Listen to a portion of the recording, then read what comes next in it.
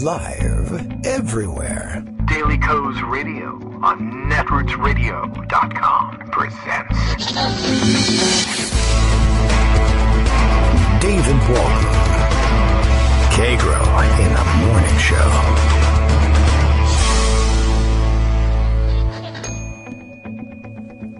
Now, here's David Waldman. Hey, good morning, everybody. It is Thursday, October 11th, 2018. I forgot that yesterday was Thursday. Yesterday was Wednesday, obviously. October 10th, 2018. That would have made it 10-10. And I forgot to tell you to play the lottery. Hopefully you remembered all on your own and won $10 million, let's say. Does that even count anymore? Would anybody blink and bat an eye at $10 million? I hope so. I hope it happened to you. I spent the morning walking around the last minute or so, shouting at the top of my lungs, not for any particular reason, not because Donald Trump drove me to it, but just to see if I could drive the plague of frogs from out of my throat before beginning the show and not bother you with it. And I think it worked. I really have to kind of get into that. I guess I always used to think it was rather ridiculous anytime you would see in a movie or a television show somebody getting ready to go on the radio or record something and be doing all sorts of weird voice exercises or whatever. And I always thought that seems so unnecessary. And now I'm 500 years old, and I guess I understand what that's all about. So that's it. That's all the news there is today. Nothing weird is going on in this country or anywhere around the world. You need not catch up on any of the news. Everything's fine. The world has gone crazy, as usual. Let's see. There all sorts of things in pocket. We'll be hearing from Greg Dworkin and see what's in his pockets. Besides, I don't know. What else what does a doctor like Greg keep in his pockets? We could ask that, and he'll tell us, I'm sure. Flu vaccines, I think, so he can give it to people on the spot, whether they haven't gotten their vaccines yet. I guess I'll remind you now. Go get your flu vaccine. I'm a terrible advocate for flu vaccines because I am always reluctant to go do it for one reason or another. I'm waiting to get the flu and then say, this time I'll never forget again. Like last time I got the flu and said I either forgot or avoided vaccination or whatever. So far, so good. This flu season around our parts, how's it been where you are? I guess we can check in with each of you. You can each give us your individualized flu reports. I will tell you what we have for you today. We'll probably want to get to the New York Magazine apparently wacko interview, believe it or not, with Donald Trump. Olivia Nuzzi got an exclusive, I guess. She titles her piece of My Private Oval Office Press Conference with Donald Trump, Mike Pence, John Kelly, and Mike Pompeo. Half the crowd is named Mike, and I guess that's interesting enough all by itself. Do you want to hear more? I don't know. This was billed as some sort of like wacko, gonzo journalism sort of interview, so I'll be curious to see what goes on there and who's the craziest person in the room. We'll catch up with that. Trump, of course, wasted his time last night with the 15th rally in 3 days or something like that. The guy doesn't do any of his work as president. He just occupies his time, I guess, between executive time and rally time and golf time.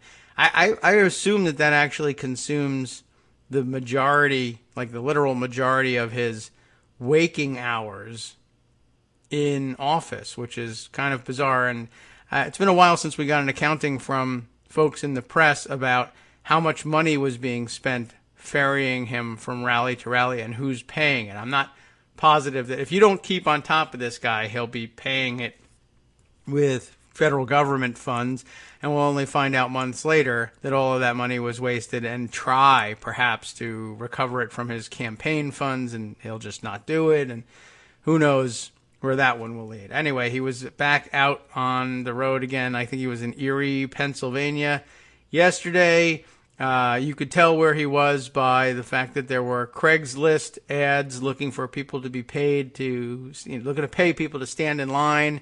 I'm not sure whether that ad was for holding people's places in line so that they could attend the rally, or whether that was we need it to look like there's thousands of people online to get into the rally, because the president is going to show up and say that there are thousands of people in line to get into the rally. And if there are thousands, maybe millions, lined up outside who couldn't get in, even though they wanted to, because of the worldwide conspiracy of fire marshals against his campaign, which he is supposedly not running right now. But that's sort of his MO. And he was criticized lightly, actually, for continuing on with this schedule of rallies, even though Hurricane Michael was at that moment, I think, sort of roaring over the Florida Panhandle and I guess into Georgia.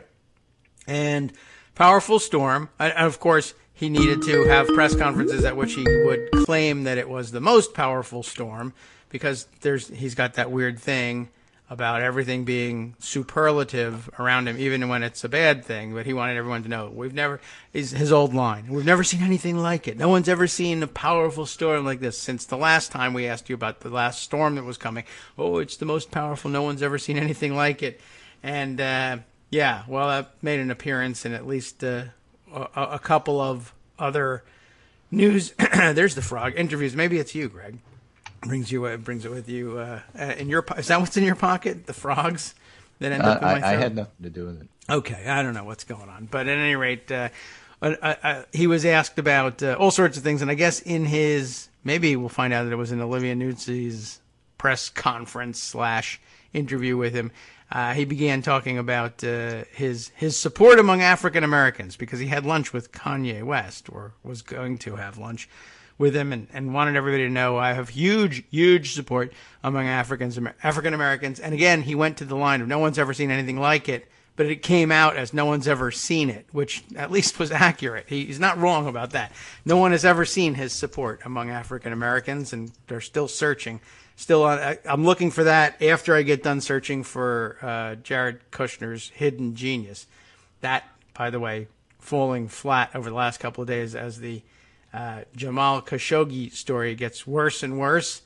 And, I don't know. That seems like an interesting turning point, perhaps, with our relationship with Saudi Arabia. Ours, not the president's. He's not going to change any of that. They still give him a lot of money.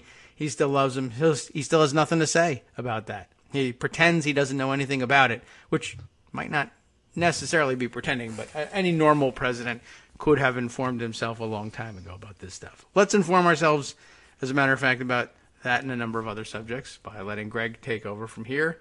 And I'll go get the anti-frog spray and be right back. Yeah, you do that. Get some Pop-Tarts. I'm not going anywhere, actually, but okay. Have some breakfast. So the thing is, Trump said a number of things, and a lot of them were really quite odd. My favorite was watching him pretend to follow the FEMA directions as he's getting briefed. And he's got a chart there, and he's looking at the chart. He's not looking at the FEMA guy. And the FEMA guy's talking, and Trump is staring off into space, pretending to understand, and then tries to ask a couple of questions to show that he's on top of everything before he abandons it all and then goes to his rally in Erie, Pennsylvania. But among the things, I guess, at one of the other signing ceremonies that he said something along the lines of, "This is an amazing storm. It's 200-mile-an-hour winds. You never see that with a Category 4 storm. You never see that." And that's because if it were sustained 200-mile-an-hour winds, it would be a Category 5 storm. It's one of the reasons. These are just gusts, and whether there were 200-mile-an-hour gusts or not, I don't know. But it's pretty clear he doesn't know what he's talking about. And it didn't fill anybody with confidence. And then, of course, the reality is on the ground. Absolute devastation in the Panhandle. Yeah, well, okay. And that's what we're learning this morning while he was off in his rally in Erie, Pennsylvania to, paid people standing in line. Yeah. Which, by the way, I think the big story out of that rally that he had is that Fox News is not covering it gavel to gavel now. Yes, most of the networks I read yesterday stayed away, although most of the networks stayed away entirely, but Fox used to cover it from beginning to end, and they would put on their chyron. Only on Fox can you see the Trump rally from beginning. They're not doing that anymore. The ratings aren't good. Well, it's got to be boring at a certain point, even for super fans. It's kind of like, especially if you do the same rally every day for all week. Yeah.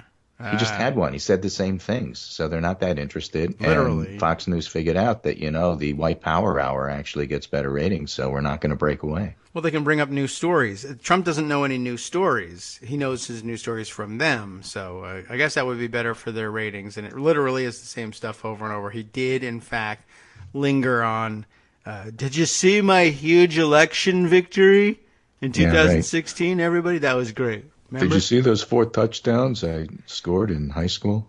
This is like Married with Children. Remember that? Yeah. Remember So those that's 4 what he's been touchdowns in high school? I Like got 40 years it ago? already. Jeez, yeah.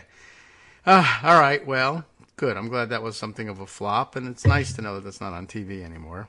Here's the story from Politico. Trump no longer ratings gold, loses his primetime spot on Fox News. No. Well, that'll hurt him. So he'll be angry In a crucial about that. period when the midterm's less than a month away, and we are going to talk about the midterms today, some in the White House are worried that the president is losing a megaphone to his base. He loves to brag about ratings, but he's not getting them anymore. As he ramped up his rally schedule ahead of the midterms, viewership numbers for the raucous primetime events have been roughly similar to, sometimes dipping below, Fox News' regular programming, and the network has recently stopped airing most evening events in full. They show clips, they show highlights, but that's it. It's at least they still pretend to be motivated by ratings, and I would hope that they really are actually motivated by that rather than simply saying we'll sacrifice our business model to supporting Trump. But I don't have much doubt that they'll do that when necessary. But good, I guess. Fox, but not the White House. One senior White House official was unsure, says the story, why the network would decide to cut away from presidential rallies, saying officials plan to look into that. And wouldn't be surprised if White House Communications Director Bill Shine, a former Fox News executive, was in touch with former colleagues about the trend. Maybe Bill should go check out the Saudi embassy in Turkey. Maybe they know more. Oh, man, maybe Geraldo can crack that open like Al Capone's safe.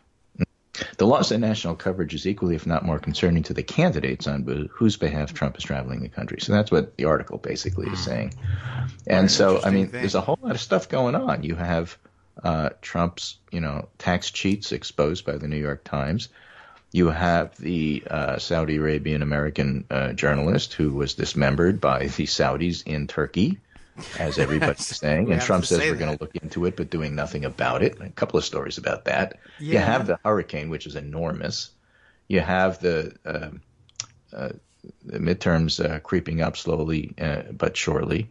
And it's amazing, as you point out, that Trump's day is essentially watching TV, playing golf if the weather permits, and going to rallies, and he doesn't do anything else. And somehow or other, people think this jerk is qualified to be in a position where what he's doing right now actually matters. Well, he thinks so. He thinks everything he does matters, right? Yeah. Thankfully, most people are over that. But yeah, between that and, of course, going to rallies or giving interviews and claiming that he's the busiest, that he does more than anybody. That's what got him laughed at the UN. And has done more. Yeah, this administration has done more than right any now in history. At this rally, and I have done more than anybody ever since Abraham Lincoln first posted on the internet. Yes, right. It's an Abraham from the Bible, as a matter of fact. It's posted been a long time. Right. Yeah, I get all of that. It's just really a bizarre context. So let's talk a little bit about the Saudi problem here. This one is from Politico. Sweep it under the rug. Fears grow. Trump won't confront Saudis over journalist disappearance.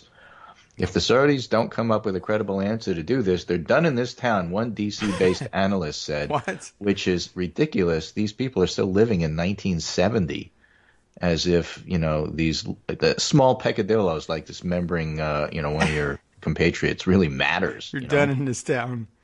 You're done in this town. I never invite you to dinner. I don't know what you're serving. Right. You'll never have lunch in this town. That was a Hollywood thing. You'll never have lunch in this town again. That was an important thing. Well, President Trump's desire to maintain strong ties to Saudi Arabia is facing its biggest test yet. Allegations that Riyadh ordered the killing of a dissident Saudi journalist who's been living in the U.S. Yes. Calls are mounting for the Trump administration to find out what happened to Jamal Khashoggi. Republicans and Democrats in Congress have taken steps to force a government investigation. The fury has grown after a Washington Post report that U.S. intelligence knew of Saudi plans to abduct Khashoggi, raising questions about whether the administration failed to warn the journalist. Or, for that matter, raising questions about whether or not the administration told the Saudis he was coming and that it would be okay with them, and no one cares about Jamal Khashoggi. Go ahead and dismember him. Right. So between the stable genius and the hidden genius, I mean, these guys bear so much responsibility for this. It's a lot of genius. There's a lot of genius in one room, right? Yeah. And we don't forget this. And I tweeted this around, and somebody was reminding everybody. of this story that came up from some months ago. We read it on the air. Don't forget that there is actual reporting out there that Jared Kushner, on one of his many visits to Saudi Arabia, made a point of essentially spilling his guts about what he had learned from reading the presidential daily briefs and let the Saudis know what America knew about who in the royal family and elsewhere in prominent positions in Saudi Arabia were in opposition to MBS's consolidation of power. And then they, as soon as they left, they rounded those people up. Right. So, I mean, he's ratted people out before. It's beginning to look like this may be Kushner's, if not Kushner's doing, then Kushner's responsibility. And it's supposed to be. This is his Kushner's portfolio. mistake, whatever it is you want to call it. And how is Trump going to react? This is from AP 2 hours ago. Trump raises economic concerns over halting Saudi arms sales. It's okay. Yeah, well, that would be bad. That's what's really important. Not whether or not somebody, a reporter for the Washington Post was dismembered in the Saudi They're not talking about in Turkey. Khashoggi's arms either. We're talking about money here. Yeah. And besides, we don't know how much money Kushner et al. Got from the Saudis to prop up the business. So when you're running a crime family, this all fits in. Yes. Like dismembering people with bone saws. It's just business. Right, nothing personal. Do you have any idea? I mean, I don't know anything about Jamal Khashoggi. I didn't know anything about him until he was dead. But what has he written that would necessitate, I'm sure it doesn't necessitate, but it would even motivate the Saudish regime to be angry, like really angry, like I'll kill you angry. That's very angry. I don't know. Well, I'm going to try to look up something because the Post was running stuff. Hang on a second. Oh, all right. The Post is calling with the information. I am curious about that. If anybody else has any links to any articles that, whether you think, I don't think anybody thinks his murder was warranted, but I'm just curious what would the regime even point to say? So, this one is from the BBC. Who is he? Mr. Khashoggi is a prominent journalist who's covered major stories, including the Soviet invasion of Afghanistan, the rise of Osama bin Laden for various Saudi news organizations. He served as an advisor to top Saudi officials, but later fell out of favor with the government. He went into self-imposed exile in the U.S. last year and has written a monthly column in the Washington Post in which he's criticized the policies of Crown Prince Mohammed bin Salman, otherwise known as MBS. Yes. In his first column for the newspaper, Mr. Khashoggi said he feared being arrested in an apparent crackdown on dissent overseen by the prince since he became first in line to succeed his father, King Salman, earlier that year. So that's not who Khashoggi. He is. Yeah. So he writes columns critical of MBS.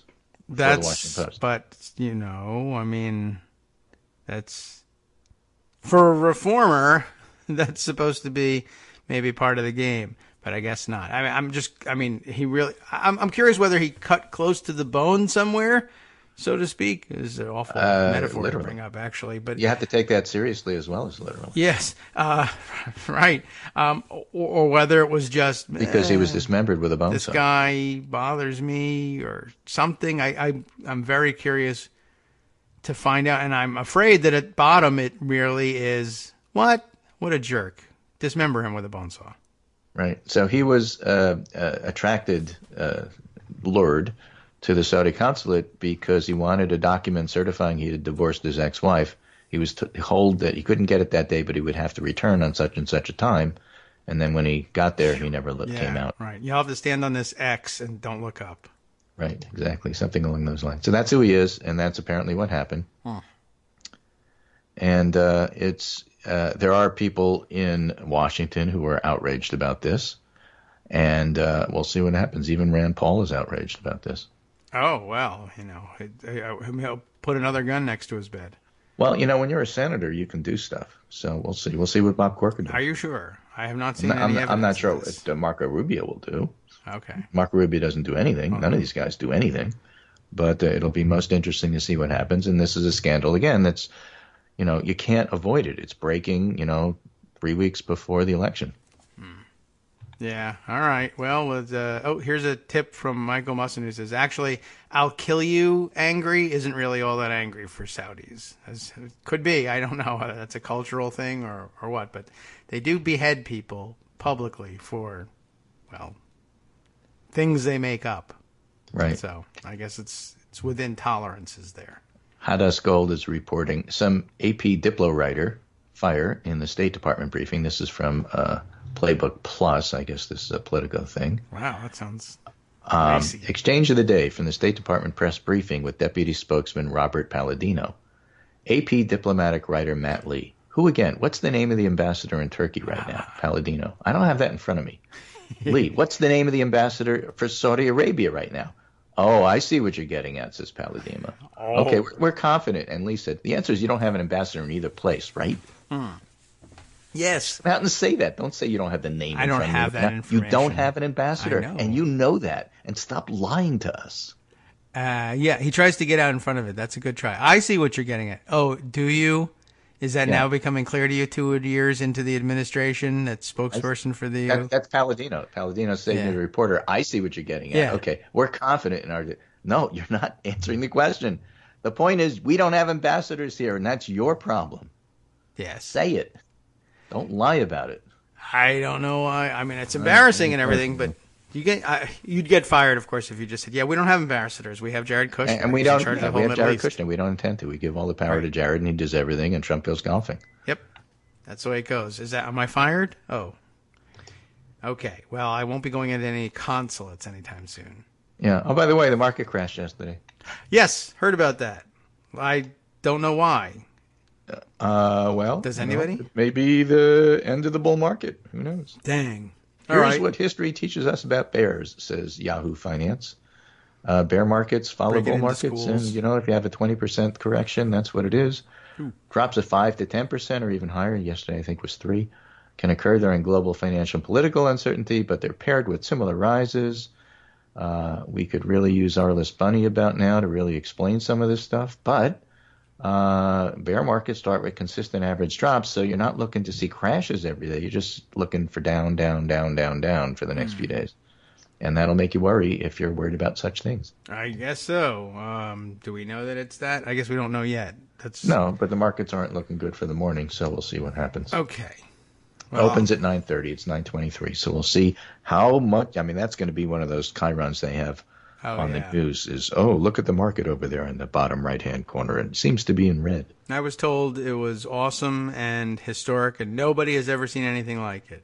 Right, but if it drops, he's not responsible. Right. That's Obama. It was Hillary. Possibly Bill Clinton.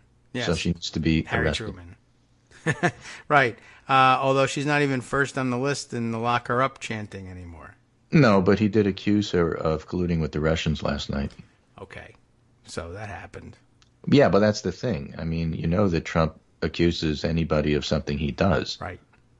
So he kind of admitted that that's what he did. Who did he say last night? I can't recall who he was criticizing, but he was saying he was accusing somebody. I'll look it up of basically just coasting through life off of the fame of his father.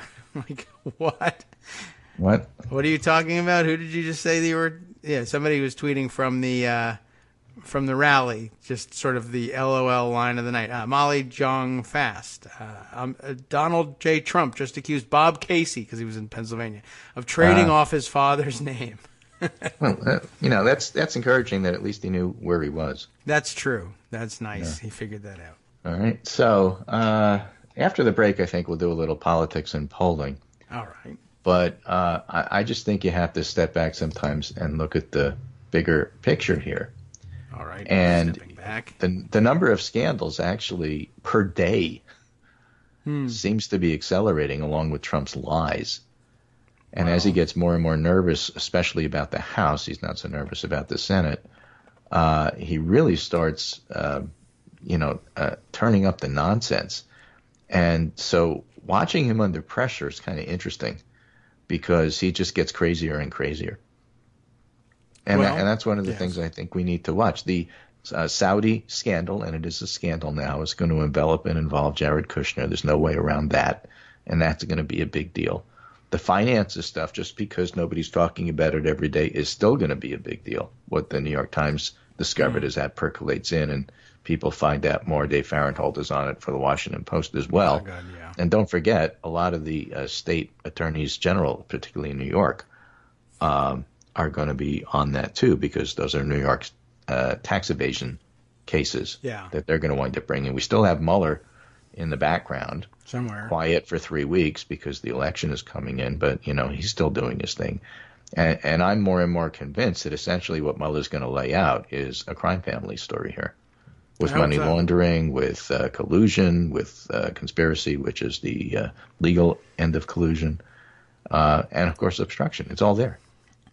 Well, we're looking forward to getting it. I am. These things are very slow in developing, and then his in particular. I know he wants to be meticulous about this, but I hope it gets underway sometime real soon. It's getting very uncomfortable. It is, and for you cynics who say, "Oh well, nothing matters. He can still shoot somebody in Fifth Avenue, and his base won't desert him." That's not true. It's never been true. There is a hardcore of racist Trump deplorables who will never desert him, but there's a 10-15% on top of that group who didn't like him but voted for him anyway. They will peel off. They will peel off at varying and sundry rates. They already have started, and that Mueller story is going to still hit like a bombshell, even though we know what it's going to be. The normal, average, everyday American is just not paying attention to this. And so it's going to be new news for them. And rather than berate them for not paying attention, just understand that when they hear it for them for the first time, it's going to be a big deal. It's going to be kind of surprising, too. You'll have to bite your tongue about, I can't believe you missed this the first 900 times. Right. I can't believe you didn't know the Republican Party was racist. Yeah. Shut up. Well, it's true, but, get through that. Yeah, I guess that's one of the things you have to put up with. Well, I hope it happens soon. I picked up my first obvious bot in some time yesterday. Just wanted to, so shout out to Jane7158945 from You will be assimilated. LaPorte in Indiana. They're doing great over there in Russia, getting everything right. They actually reversed that. In Indiana, LaPorte is how they listed their location. We'll be right back. Right. Hi, it's me, David Waldman, your host for Kagro in the Morning, interrupting this little break to say thanks so much to all of you who are contributing supporters of Kagro in the Morning. Thousands of you are downloading the show each day, but fewer than 1 in 25 regular listeners are donating to help keep us on the air. For the money you'd spend on a single 3-minute iTunes song, we bring you 2 hours of great news and entertainment every day, 5 days a week. Patreon.com, Patreon.com makes it easy. You can find us there by searching KagroX or David Waldman or Kagro in the Morning or even Daily Coast Radio in their search box, and you'll be right where you need to be to make easy, recurring monthly contributions to support our show. Once again, thanks so much for your support.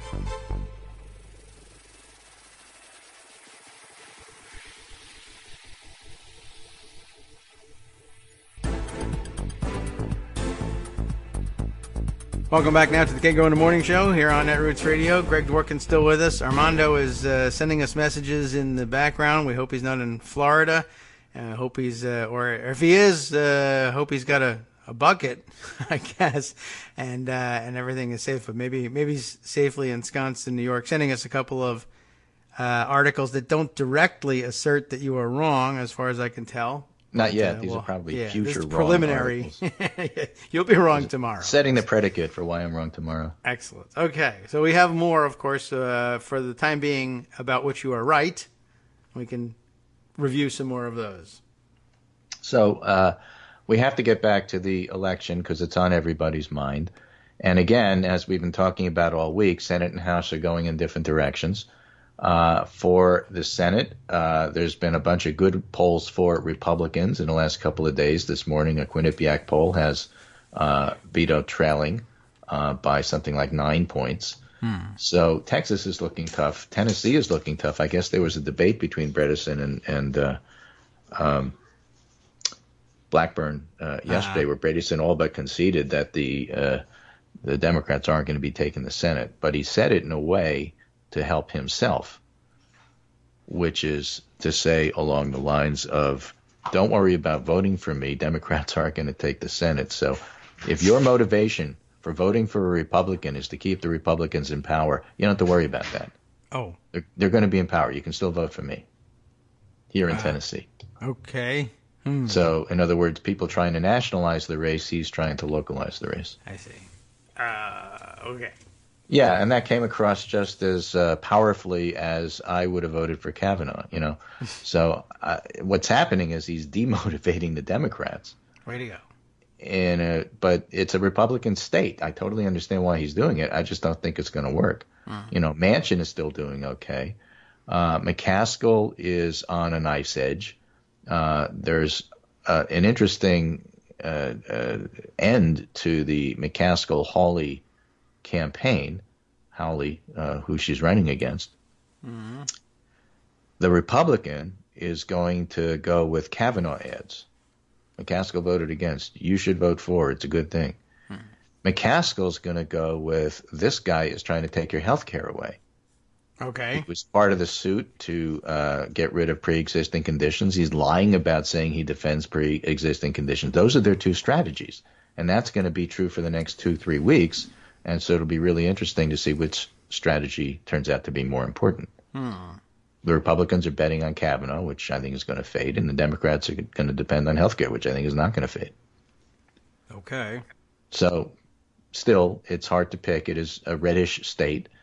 And, you know, as Republicans come home and they get more excited about the election, the closer the election comes, which is inevitable, you know, you get this well, it feels like Republicans are doing better. Maybe they are, maybe they aren't. There are plenty of times I can remember in elections where the Democrats got clobbered, that it felt better as it was coming to the election, as Democrats were coming home. And in the end, it didn't really make a difference because all this stuff was set 4 or 5 months ago. Mm-hmm. So we'll wind up seeing how that plays out. So Tennessee is tough. North Dakota is tough. Missouri is tough. Florida has the hurricane, and how the hurricane impacts the election is unclear. Does Scott look like a leader running against Bill Nelson for the Senate because right now he's being governor, or do people just get reminded that Rick Scott is why all that red tide stuff is landing on their front lawns? We will we'll see. I haven't seen much of him, but I imagine it's a different story locally. But nationally, has not been a big force in responding to the hurricane. Right. Single outlier poll shows that McSally is leading Sinema in Arizona. Republicans love that, but that same poll tends to be very Republican friendly and is probably an outlier. Sinema's been leading 2 or 3 points all along. Okay. Again, we'll see if that dynamic changes as we get closer to the election. And more recent polls show Jackie Rosen trailing by about 2 points in Nevada. And again, it's a question of, do Hispanics come out and vote, and what is the show up rate, shall we say? You know, who winds up actually voting on Election Day? So 2 points is close. In other words, Nevada isn't a lock, but it's a winnable race for Democrats. Arizona isn't a lock, but it's a winnable race for Democrats, and that means that you can also lose those races.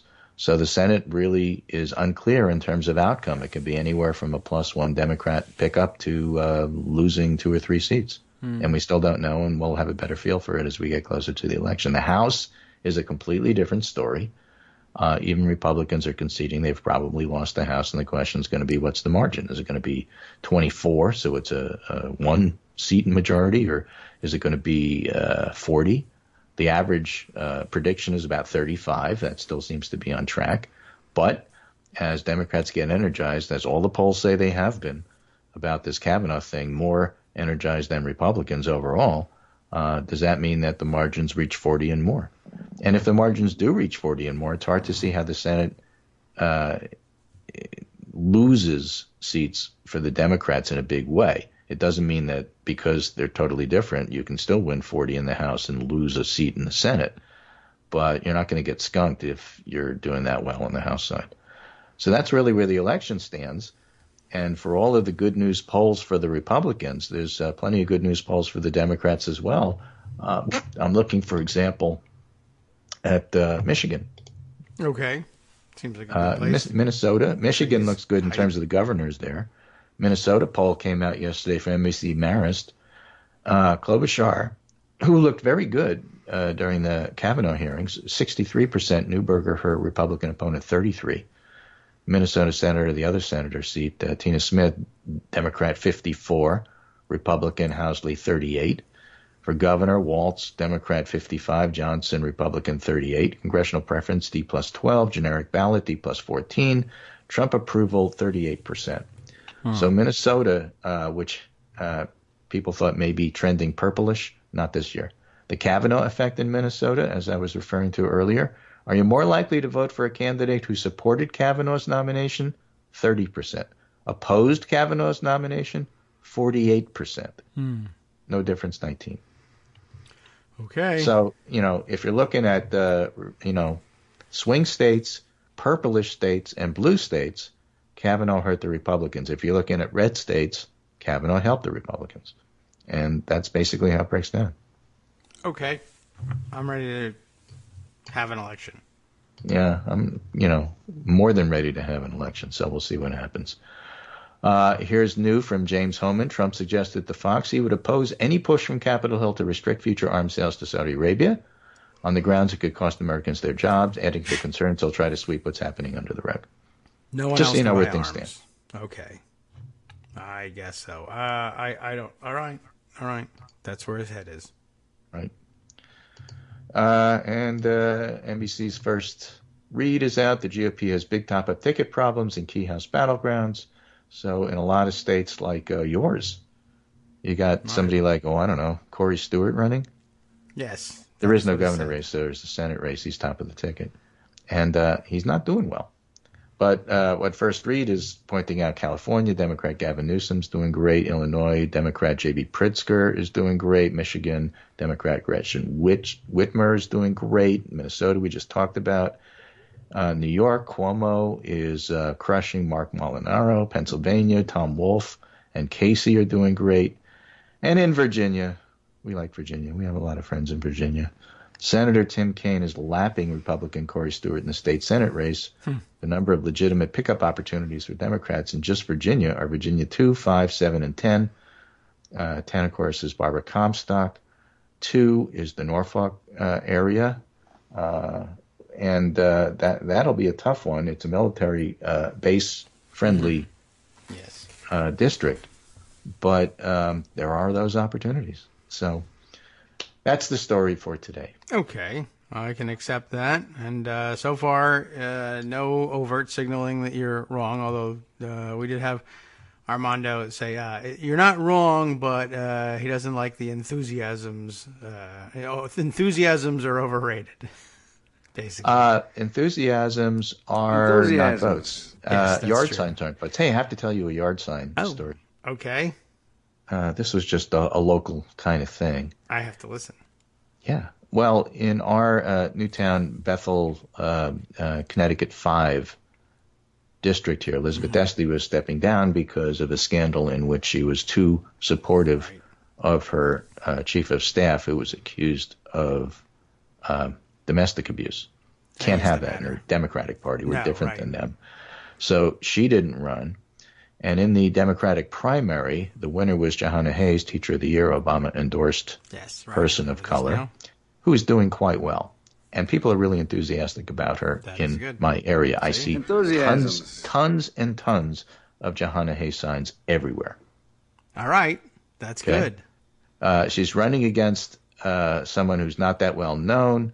And I saw 1 or 2 of his signs on the Republican side, which is unusual because this is usually like a 50-50 district.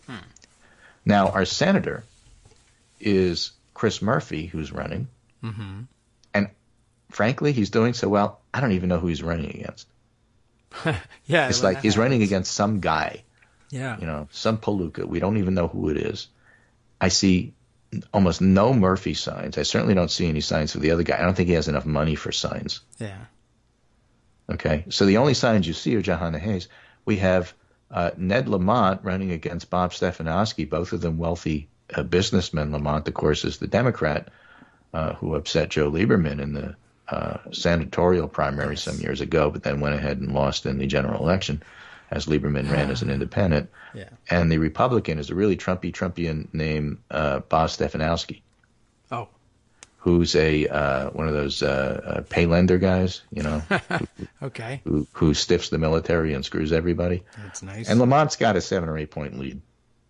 But I see almost no Lamont signs. I see almost no Stefanowski signs.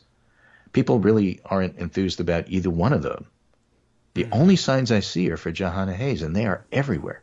It's like Beto signs in Texas. It's just really interesting to watch how the signs work. Yeah, well, it's it sometimes tells you something about what's going on. And ordinarily, I mean, I like to watch what happens with the signs in our area, and signs don't mean the same thing in every district. No, I mean, either, what I'm saying here is that the Democrats are going to win all of those races, but it's not like the number of signs of the Republican versus the number of signs of the Democrat tells you something. It's no signs versus any signs at all. Yeah, I guess that's true. We would normally have seen, in an ordinary year where there's a challenger from the Republican side in the Senate race here in Virginia who has any chance at all, you would see that reflected in the signs. And it's a similar situation here. There's just Tim Kaine's just not really bothering because he's not in danger. And Corey Stewart, I mean, he had the signs and he's had them early, but I think people got embarrassed very quickly by his candidacy and what sorts of statements he was making and endorsing from others, and they just began to disappear. We still see a couple of Comstock signs around here, although it's gotten very aggressive. Not only is in she the your number district? Is yeah, Comstock your?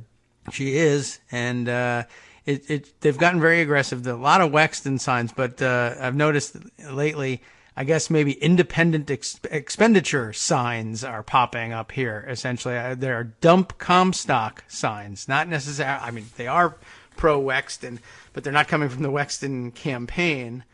It has the language that you would expect from an independent expenditure that can't endorse a candidate, but can tell you who sucks. And it's pretty interesting. I don't think I've ever seen that at a congressional level before. Yeah. But it's a new development. I don't know. Maybe they ran out of Wexton signs and somebody rode to the rescue with dump Comstock signs because people love their signs. Right. So Virginia 2, the one I was talking about, that's Scott Taylor, I believe, who is the Republican, running against Elaine Luria. And the only poll we have is New York Times Siena from a couple of days ago with Taylor up 8. Prior to that, he was either tied or losing by a point or two. The New York Times Siena polls are interesting. They've all been leaning Republican the last week. But then again, that's partly because they moved from House to Senate races. So once again, we don't really know what's going on. And House districts are sometimes difficult to poll.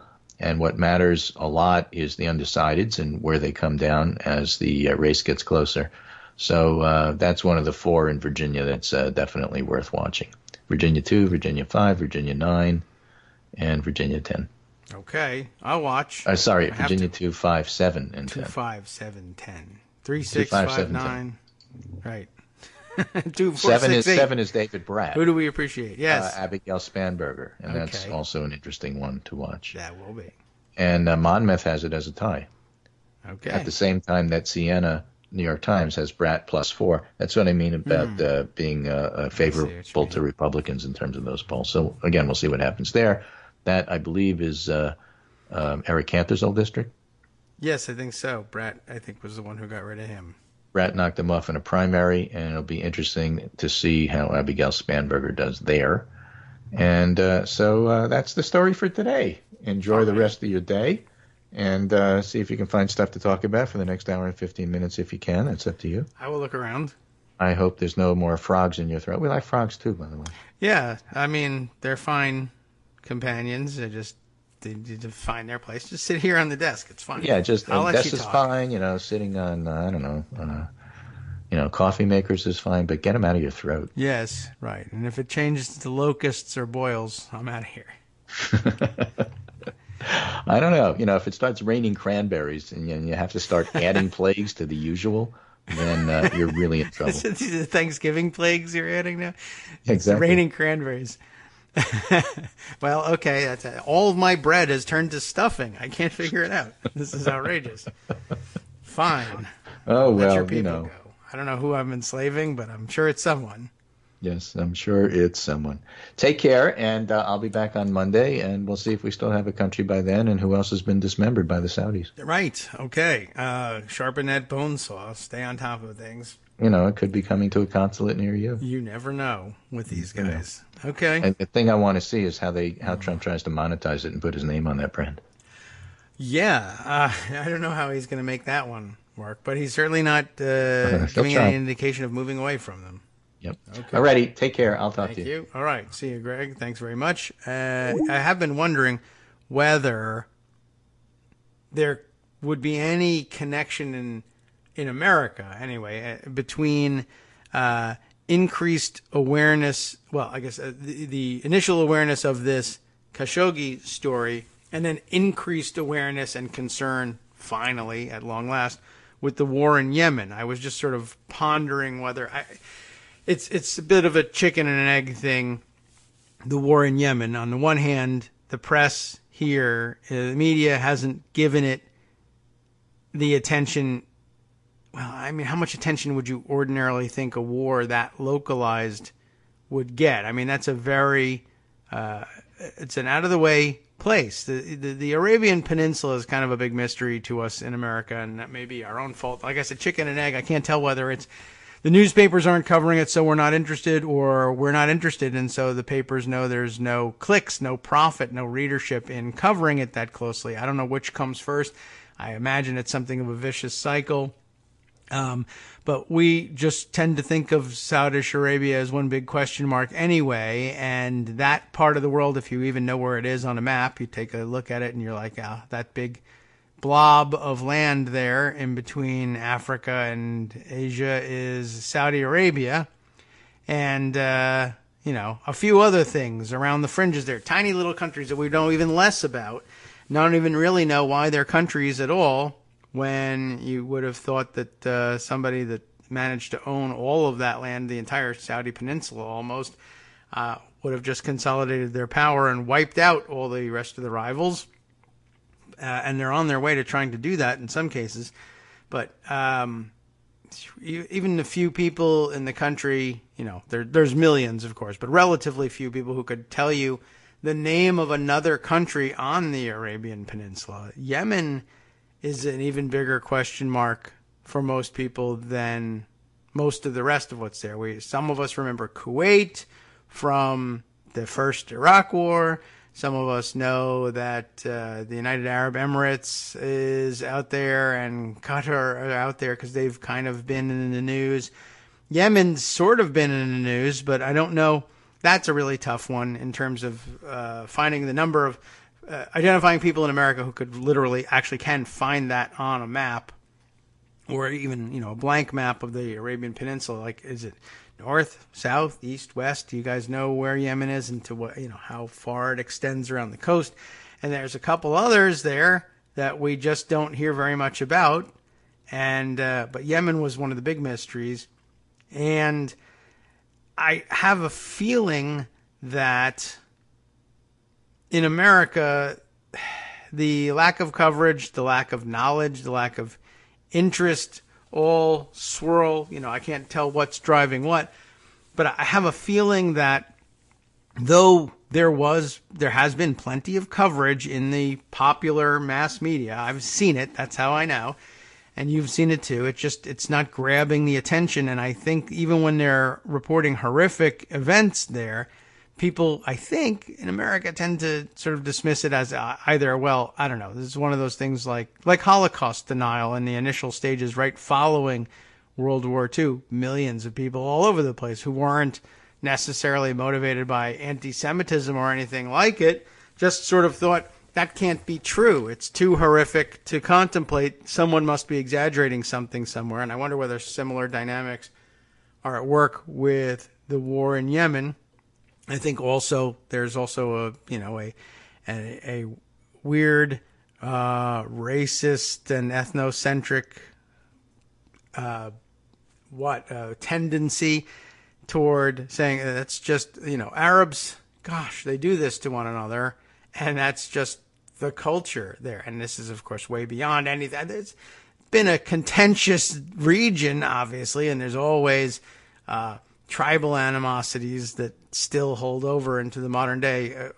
That's surprising to people who have agreed to regard places like Saudi Arabia as countries rather than just large land holdings of one clan or another.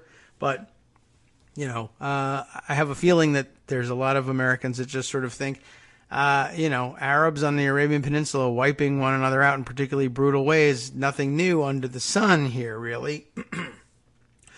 Combined with, the reported outrages can't possibly be as reported because that's just too horrific to contemplate. And I'm wondering whether for that segment, for instance, how could it be? Could it really be Saudi Arabia? I mean, why? That's a major country. They're in the newspaper all the time, and they have PR efforts and all sorts of things, and they have kings and princes, and they're fabulously wealthy, and everybody knows that anybody who's fabulously wealthy is legit. So therefore, Saudi Arabia is a legit country, and they wouldn't be doing this because the world wouldn't stand for it. Couldn't possibly be true.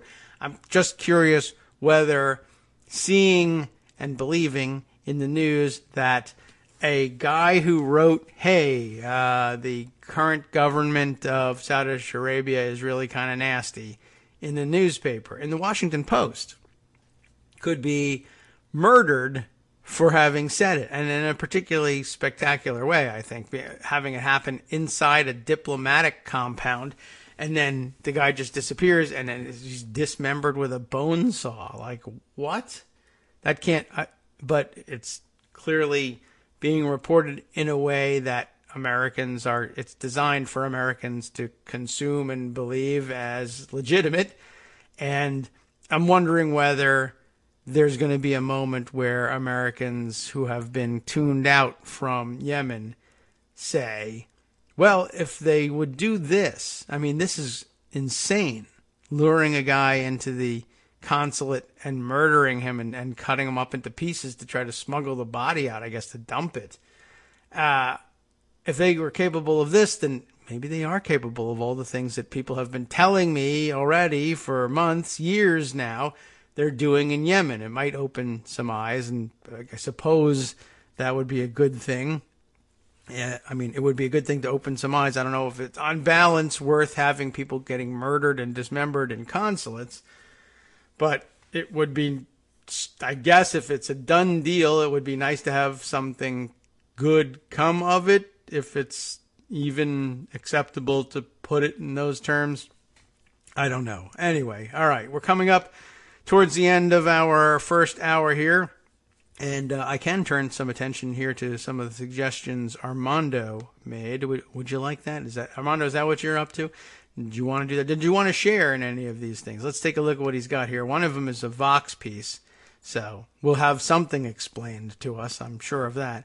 Vox, a tweet from them. The Supreme Court faces a legitimacy crisis. Aha! Is this current? Did they tweet this today? Yeah. It's a legitimacy crisis, and here's what we can do about it. Now, Armando's been talking about that for ages. And this is maybe the second or third such piece that I've seen. I don't think we read through the first one, but we have enough, therefore, to make a theme of it. What else have you sent me? Let's talk about what's ridiculous in this piece. All right? And this is an Armando tweet here. Hang on. Armando says, this is ridiculous stuff as first step. So what are we talking about? This is about reaction to the court piece from Vox. Okay. Well, I'm free to talk about that. Certainly, if you want to make that the topic of our second hour, you are welcome to do so. Maybe I should lay the groundwork then by starting on the reading of the Vox piece, and we'll see where it goes from there. We only have about 2 minutes or so till we're playing our music outro. Anyway, how to save the Supreme Court. Oh, okay. Well, we must have different ideas about that. The Supreme Court faces a legitimacy crisis. Here's what we can do about it. By Daniel Epps and Ganesh Sitaraman. I'm going to guess is how we would say that last name. Sitaraman? I hope so. Sorry, Ganesh. Nice picture of the Supreme Court building from Getty Images. Let's see. Ooh, the big idea. That's going to be the name of the column. Okay. This is outside contributors' opinions and analysis of the most important issues in politics, science, and culture. So get ready. Strap in. With the confirmation of Brett Kavanaugh to the Supreme Court, Republicans have succeeded in a decades-long effort to capture total control of the judicial branch. While they will surely celebrate this victory, yes, including with champagne, thank you, John Cornyn, the real loser in this partisan battle is not the other side. Well, It is. But also the Supreme Court. And without radical reforms to save its legitimacy, the court may never recover from its transformation into a nakedly partisan institution. So far, so good. After more than 200 years, the Supreme Court still plays a crucial role in our constitutional democracy. Thanks very much. It offers a check on the political process, sometimes, and it holds Americans to our deepest commitments by upholding society's laws. Indeed, with the court as the highest arbiter of legal disputes in our country, the public's trust that it isn't just playing out partisan politics is inextricable from public confidence in the rule of law itself. The court has never been completely disconnected from politics, but the past several decades represent a dangerous swing in a deeply partisan direction. The increased polarization in society, the development of alternative schools of legal interpretation, that's being generous, that line up with political leanings, and increased interest group attention to the Supreme Court nomination process have combined to create a system in which the court has become a political football. The years-long process of tit-for-tat escalation by each side culminated in 2016, when Senate Majority Leader Mitch McConnell and his Republican colleagues blocked President Barack Obama's nominee, Judge Merrick Garland. You know that story, yada yada, I think from that point on. A gambit that paid off with the successful nomination of Neil Gorsuch. But crisis truly arrived this summer when Kavanaugh was nominated to replace Justice Anthony Kennedy, likely the last justice to frequently vote contrary to what his party affiliation might suggest in some high-profile cases. With his replacement by a more predictable ideological justice, the notion of the court as an institution above the political fray seemed very much in jeopardy. Yikes, Jeopardy. We don't have any Jeopardy music, though. And the past few weeks made the situation even worse. Sexual assault allegations, toxic hearings, shocking statements, and shameless political maneuvers over the final days of the confirmation battle led to one of the closest votes ever for a Supreme Court nominee. The debate over Kavanaugh sparked passionate conversations all across the country, took center stage in political campaigns, also all over the country, and generated outrage among senators on both sides of the aisle. Both sides. Back with more after this.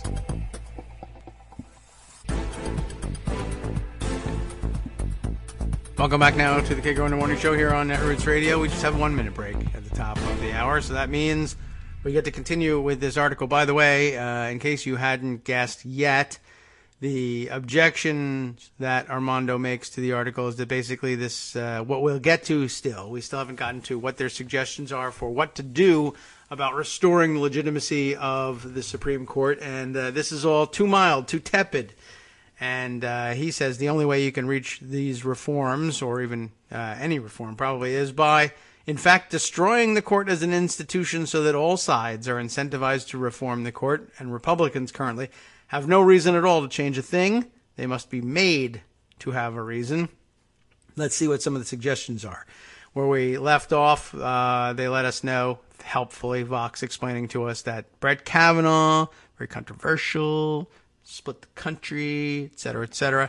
Now, President Trump's two nominations, Gorsuch and Kavanaugh, guarantee a solidly conservative court that we should expect to reliably decide cases, especially hot-button cases, along party lines. This will make it very difficult for many to see the Supreme Court as anything but a set of political actors making partisan judgments to a degree that is without precedent in American history. Maybe. A court that lacks widespread bipartisan confidence faces grave risks. One can imagine the firestorm that might result if, say, the court struck down by a 5-4 margin along party lines a Democratic president's signature legislative accomplishment. Let's say.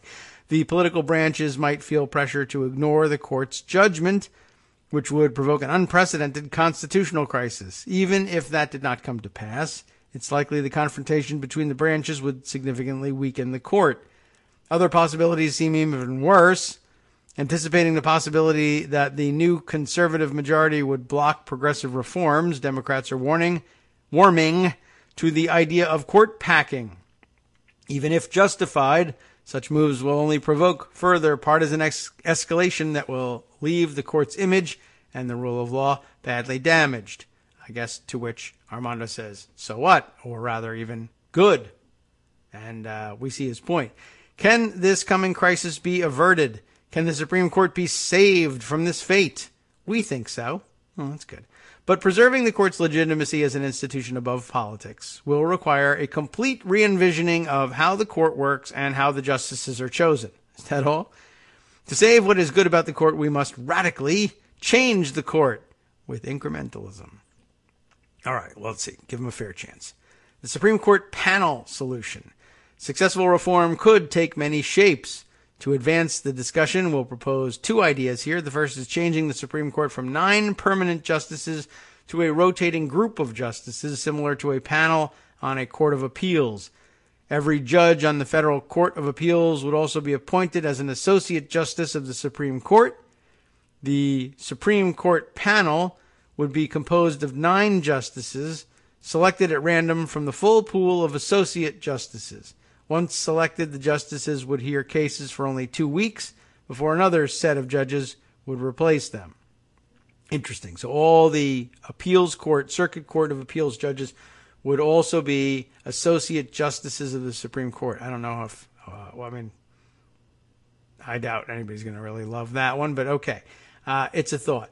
This approach, it's a variant of one we've heard before. I've heard others, and maybe Armando even discussed, I don't know whether he proposed this or just mentioned that others were thinking of it. You could certainly just expand the Supreme Court itself and build it like a circuit court of appeals where you have, a dozen justices, but they only sit in panels of 3 on initial appellate review of a case coming up, though they can be summoned to rehear or hear a case en banc, or all of them will hear the case.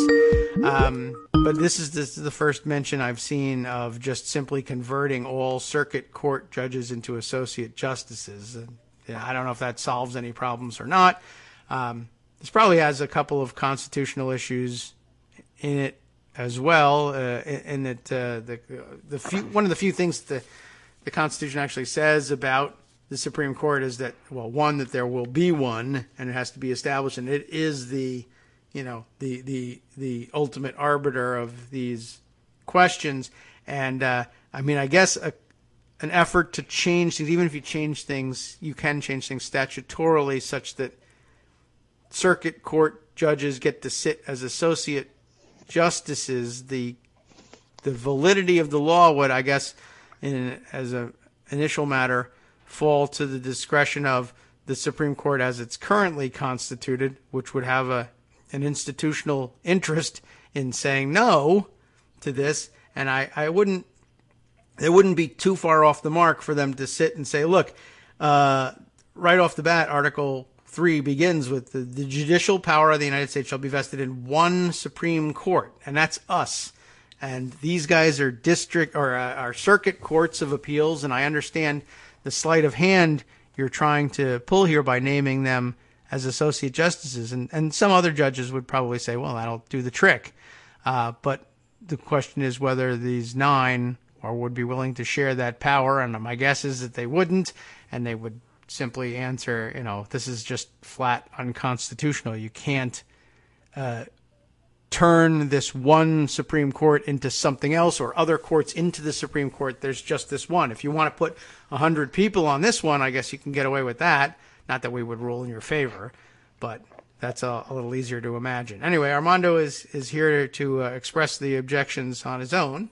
Well, let's start with the first point, which is, why would the Republicans do any of these things? They would not. They would have to be in the minority in Congress and out of power in the White House and hope for some sort of, hope for the continued existence of the legislative filibuster to block it or something like it. But yeah, I don't know why they would help. You take each of their approaches, and most of them, in my view, I agree with you. I think they require constitutional amendments. It certainly would appear so, or it could be handed to us that way. You could take an initial first crack at it. I don't know why you couldn't just pass this as a statute and say, from now on, everybody who's on the Federal Court of Appeals is an associate justice of the Supreme Court. Although I don't know how much support you would get with that, even among Democrats. You can't do that by law. the process is clear. This is a confirmable position. Everyone would have to either. Oh, that's true. They'd have to go. You'd have to submit all the names to the Senate. I guess you could do that, and you get 50 votes. Let's do that. Okay, you're all Supreme Court justices. That's packing the court, by the way, which is fine. Yeah. But so why make it complicated? Yeah, I guess the idea might be that they thought that people would say, well, they're at least a somewhat vetted crowd. They had to have been approved to the circuit courts. The vetting for them is actually not all that good. I don't understand why they took a swipe at packing the court, because their first I guess that's panel true. solution is packing the court. Yeah, don't pack the court. That's crazy. We suggest packing the court times 100. By the way, I mean that's really okay. Well, again, this isn't a crazy idea. I mean, it is kind of a crazy idea, but it's not the most crazy idea. Right. Coin tosses. But it just seems to make things a lot more difficult than it would be, even as a political matter. I mean, suppose you were doing, now Republicans can do it. Yeah, Republicans can come back and cancel your panel solution and say, no, it's just the 9 guys we chose or the 5 guys we chose. So I don't see how that first one is even a solution at all. It's a thing. That's different than just packing the court. Yeah, no, it's just a different version of court packing. You're right. That's true. So, I mean, again, it seems to be, we're not going to pack the court. Here's what we're going to do. We're going to add 100 justices. They do go on then to say this approach would effectively eliminate the high stakes of Supreme Court appointments. Only it wouldn't, because it wouldn't. It would just make circuit court appointments more high stakes. I guess that's it would. I mean, every time you want to put somebody on a circuit court, it's already contentious. By the way, I mean they do pay additional attention to that, even if most people don't. The Senate does. And it would simply wouldn't be difficult at all to imagine people saying, but wait. They're basically proposing in this first proposal to eliminate the Supreme Court as we understand it and just say, well, we have this highest court that's going to be populated by people at the next highest court randomly. Right? Yes, I guess so. That's sort of the plan, right? And that certainly makes it a crapshoot, but it's certainly not what we have as a constitutional structure, and that's fine too. But that's going to require an amendment, and it's expanding the court, but making it subject to a constitutional challenge. Yes. Why not just change the number on the Judiciary Act and make it 12? 13. Why don't we do that instead? I don't know. A lot of people are under the mistaken impression that would require a constitutional amendment still, but I would imagine that these guys don't think that. Yeah, that's what I'm saying. They should know better than that. This is just and they don't actually novel. talk about any of their solutions in terms of, practically, how do we achieve this? Well, here's my idea. I'm sure every Mitch McConnell is ready to do it tomorrow, right? That was what got me first. I mean, the whole reason why we have to create a crisis in the court is to try these ideas. Mm-hmm. Other possibilities seem worse, they said before they talk about the solutions. Anticipating the possibility that the new conservative majority would block progressive reform, Democrats are warming to the idea of court packing. Well, we're not warming to it. We just don't know what else to do. We think that's the thing we can do. Yeah. Well, that's it would probably provoke further partisan escalation. Well, you have to provoke it to get everyone to agree to de-escalate it and to try these ideas that you have. I just thought these are smart guys. Why are they writing this without dealing with the whole problem of incentive? Mitch McConnell doesn't think there's a problem with the Supreme Court. No, he would. Yeah. Why is he going to want to do any of these things? Yeah, he's not. And if he doesn't want to do these things and you force it on him, what's to tell? Why aren't they going to escalate with their own, I'm putting it back the way it was answer when they get back in power? Right. I don't understand the logic of it. These are very smart people. That's the logic of it right there. But sometimes smart people can be stupid, and it just misses the whole point here. I don't understand it. Mike, all I can say is it's probably smart person's syndrome. Like, I'm going to say this, and it's valid, and everyone will agree with me. Right. This is well reasoned. Yeah. So, Yeah. right. Yeah. So, exactly. There you go. That is a lucid, well argued objection. Overruled. Right. Again, I think it's if you stop and think about the whole, in essence, their first proposal would be to eliminate the Supreme Court is what they're doing, and you're just populating 9 for each case or for each panel of cases once a year. These are the 9 Supreme Court justices. It's not bad. It would certainly lower things, but then you'd have kooky decisions. And I don't know if you've followed, but in a lot of circuits, sometimes one panel will decide one way and another panel will decide another way on the same issue. And what do they have to do? They got to go en banc. Yeah. So is there an en banc to the Supreme Court in this system? And what is it? And those are the real decisions. Then all of a sudden you got a real Supreme Court. They made it, and then US you get Airways okay. Arena or well, let's something. count it out. There's 100 justices or whatever the number is of circuit court justices. Yes.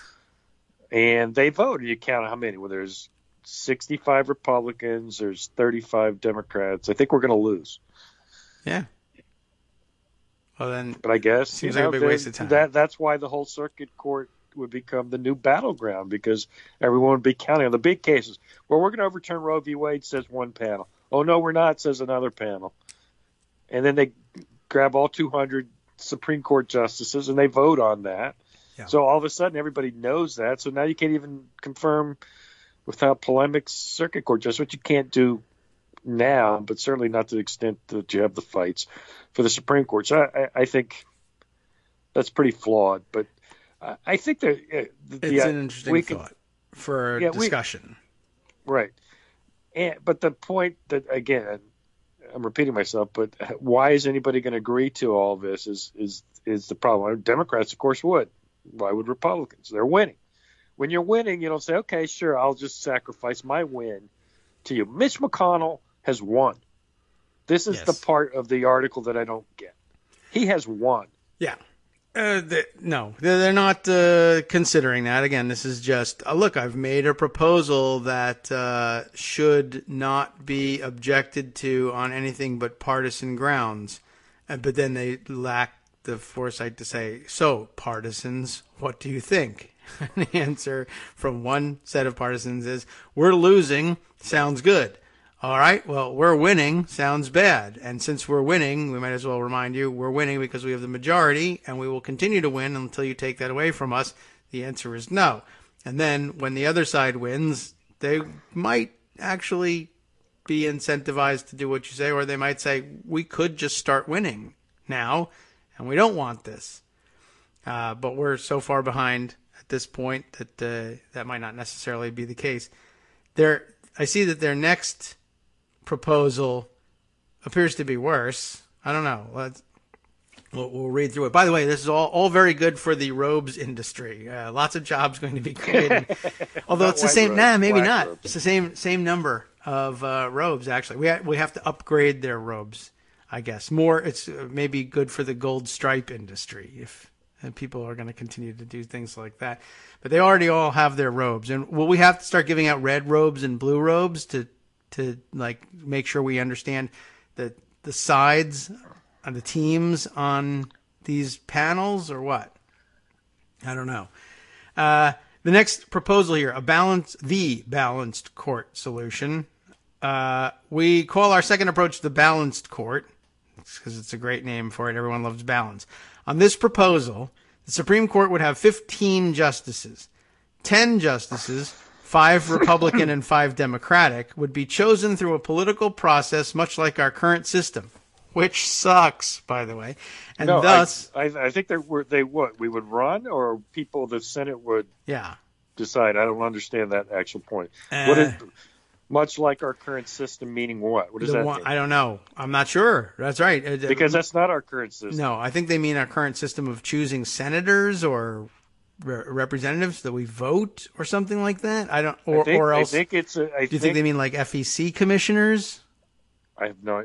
Maybe No one that's knows. what my point. Okay. I don't understand what that sentence means. Okay. Well, anyway, 10 of them would be 5 Dems and 5 Republicans would be chosen by our current system, which doesn't exist, and thus would be expected to vote in line with their party affiliation, which, by the way, you can reproduce with 0 Republicans and 0 Democrats. You can get the same answer, but let's pay 10 people to do what we already know. Right, let's just pick 5. So how do we pick the 5? The key to the proposal is that these politically appointed justices would need to unanimously pick 5 additional justices drawn from the courts of appeals to sit with them for a year.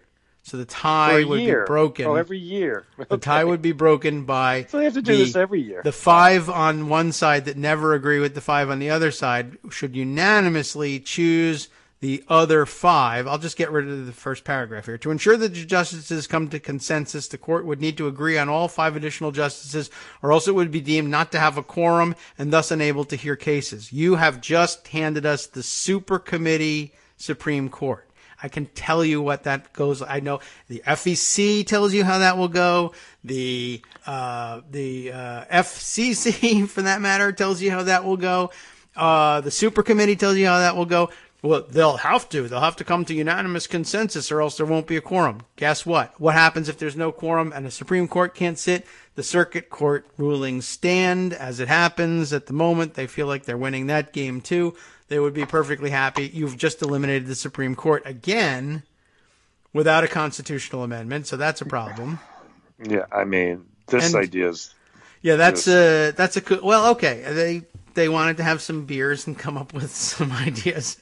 That's a bad one. The first plan is better than the second. Yes, that's really remarkable. But I mean, anybody who hasn't learned the lesson of how a panel equally divided works out, I don't know what to tell you. I mean, it's deadlocked and that's it. So you've just eliminated the Supreme Court. In theory, they continue, the system would create incentives for the politically appointed justices to select judges who are universally respected as good lawyers. Now, in theory, that's what the Supreme Court nominations process was, but instead you got Brett Kavanaugh. The system would create incentives for the politically appointed justices to select judges who are universally respected. By the way, last year, Kaczynski was universally respected as good lawyers and honest brokers, not devoted partisans.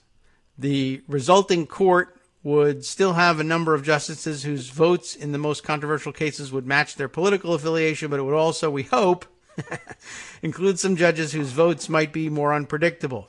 Under today's highly politicized selection process, presidents are unlikely to select independent-minded moderates, which is, again, here's another problem. They got to select them from among where?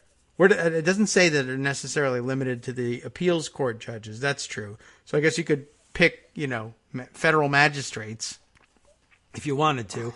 But the problem is that all of those jobs are being filled by the same process, our current process, which sucks, and which will be filling those. What will Mitch McConnell do with that system? He'll fill all seats everywhere, which he's already trying to do anyway with hardcore partisans. He's not just doing that with the Supreme Court. So then you'll have to choose that. We can't hear any cases unless Democrats agree that all 5 of you have to agree that your choice from among the 200 bitter, hardcore Republican partisans out there, you're going to have to swallow your pride and declare them independent-minded to sit on the panel with you so that you lose 10-5. Please choose. All right, that won't work. Yeah, it's ridiculous. All right, well, I don't know. I mean, there's a couple more here, and I guess what we should at this point say is, nice try. That must have been a great conversation over pizza or, a fun email exchange, but no. So can I yeah, and I agree with what you just said, but can I explain what I think? Yes, I'm feeling guilty because it's so easy to shoot holes in stuff. Because look, here's what happened. We had an imperfect, pretty bad system. Yeah. Before McConnell did these things in the last 3 years.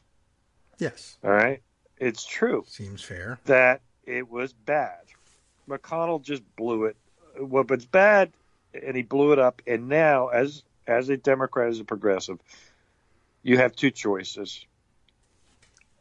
The choices are you accept that the Supreme Court will be a Republican institution permanently, or at least until 30 years, because that's the life expectancy and whatnot. And it would not surprise me if Clarence Thomas retired, if the Republicans hold the Senate so that they could put in another young person in his place, because at this point he's what? Ivanka. It's been 9 in 1827. He was 40. He's around 70 now. 50 is better than 70. So Thomas retires. Yeah, he's got to be thinking about escaping at some point. I made it. Right. Woo! I mean, sure, now he thinks he gets to write stuff, but I don't know. I don't think he even likes being on the court that much. He's never said much. He never says much. And I'm not sure he's wrong. But oh, no. He's got a point. But then you've got 30 years for sure, because the only thing that gives you hope that maybe, but, more likely between even that is somewhat wishful thinking that the oldest justices now are Breyer and Ginsburg. This could get worse, not better. Right. But in the meantime, that's neither here nor there, because if that happened and they died, that's just part of the Russian roulette of the Supreme Court that we've accepted.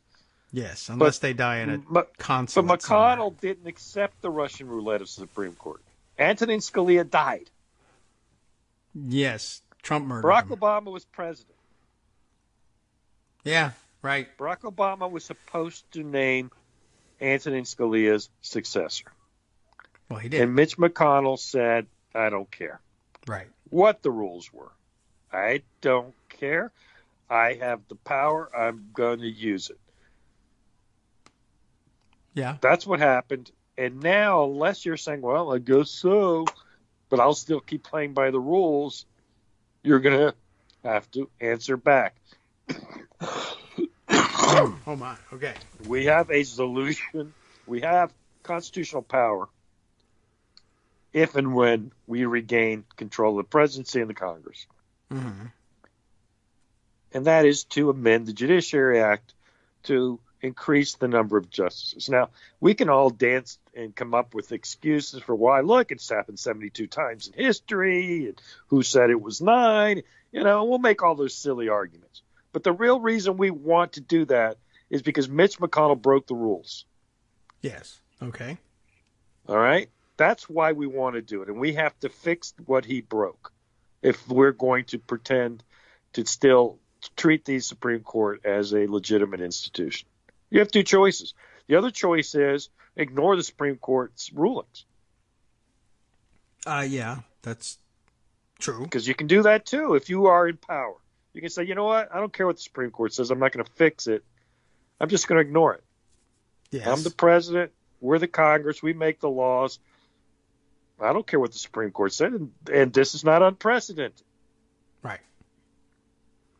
Throughout our history, presidents and Congresses have ignored Supreme Court rulings over and over again. Mm-hmm. There are two very famous ones that people know of, but that happened more than that. But remember, it's Andrew Jackson's ignoring of the decision with regard to the forced removal of Native Americans that was issued in the 1830s. And Andrew Jackson said, I don't care what you said. I'm still going to do it. And he did.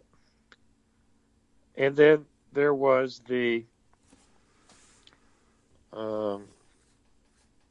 yeah, I don't know what you're thinking of in the next one. What's the other famous one? The other famous one is the ignoring, though Okay. it wasn't clear. It wasn't a Supreme Court ruling per se. It was almost a circuit court ruling by Taney ordering the release of people detained by Abraham Lincoln. Okay. I forget the name of the case exactly, and it actually is considered law still, but Abraham Lincoln didn't care. He didn't release the guy. He was one of the copperheads he had locked up. Van Landingham, I think his name was. And he didn't care what the Supreme Court said.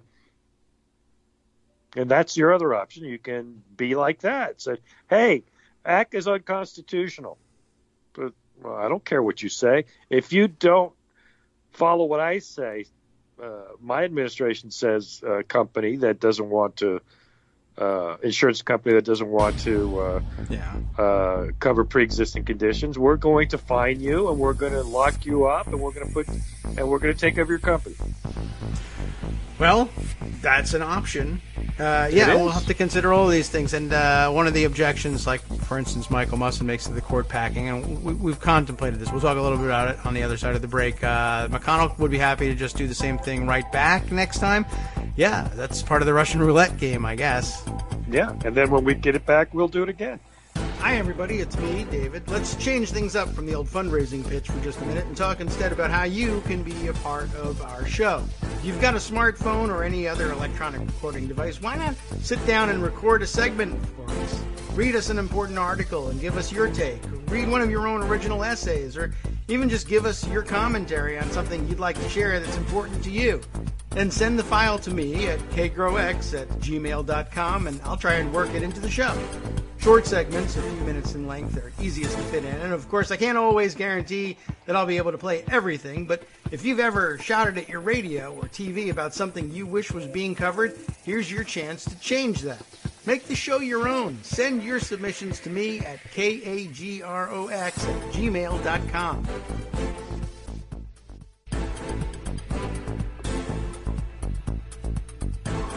Welcome back now to the Kagro in the Morning Show on Netroots Radio. We're still with Armando. I know we went sort of talked straight into the break, but we'll pick up where we left off. That Michael Musson's initial objection here, that court packing is short-sighted. McConnell would be happy to add 3 more conservatives right now, and it's true that he would, and it's certainly possible that he might do it right now. Let me respond to Michael Musson. I hope he does. What does he do if he does it? Well, now we can just change the number of justices on the court as political power changes. Yeah. He just legitimized my court packing idea. Yes. Oh, but then he'll put it back later when he's back in power. Yes. And then all of a sudden, the court is illegitimate. Nobody cares, and people start ignoring what the court says. That's one way of neutralizing what McConnell has achieved. The difference McConnell between... has turned the Supreme Court into a permanent Republican institution, 30 years of Republican institutions deciding things. So you forget about progressivism till then. And you just, I don't know what you're doing at that point, hoping to win in the states and generate enough things that the court can't shut you down at every, make it whack-a-mole so they can't keep shutting down your initiatives. But that's your alternative. So if it's that frankly, then you hope that at some point cooler heads will prevail and we'll come up with a real solution to undo what McConnell did and reinstitutionalize the Supreme Court. And then we can have cockamamie ideas like, the 15 justice where 5 are Republican, 5 are Democrat, and 5 are chosen every year from the circuit court idea. Right. Because what you have now is, and if you're happy with it, I guess, and you can accept it, well, I guess that's an answer too. Well, McConnell won. What are we going to do? The Supreme Court will be striking down voting rights laws and racial remedy laws, and